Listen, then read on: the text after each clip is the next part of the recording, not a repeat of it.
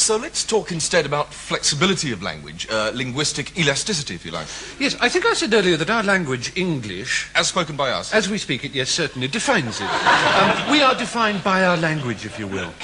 Hello, we're talking about language. Perhaps I can illustrate my point. Let me at least try. Here's a question.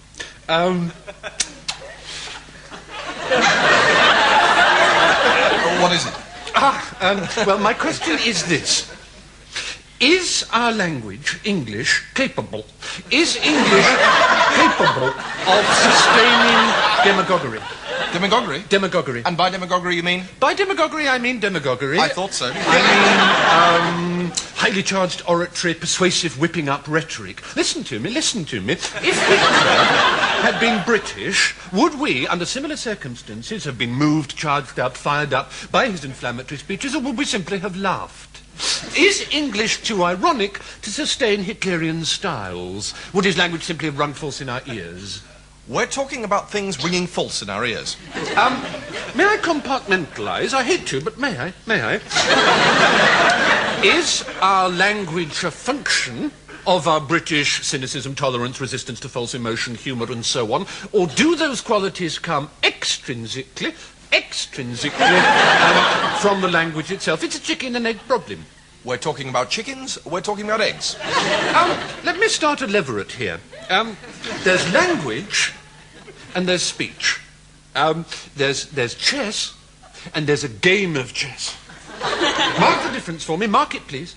We've moved on to chess. Imagine a piano keyboard.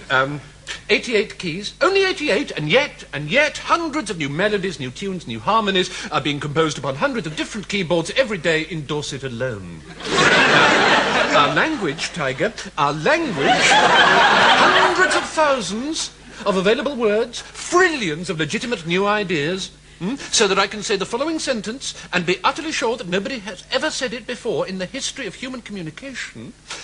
Hold the newsreader's nose squarely, waiter, or friendly milk will countermand my trousers. Perfectly ordinary words, but never before put in that precise order.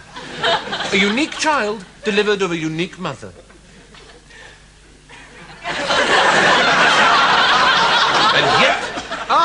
And yet, we all of us spend all our days saying to each other the same things time after weary time. I love you, don't go in there, get out, you have no right to say that, stop it, why should I, that hurt, help, Marjorie is dead.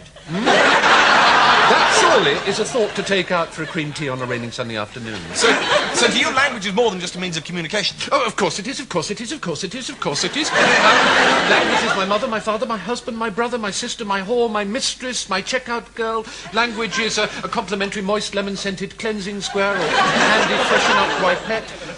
Language is the breath of God. Language is the dew on a fresh apple. It's the soft rain of dust that falls into a shaft of morning light as you pluck from an old bookshelf a half-forgotten book of erotic memoirs.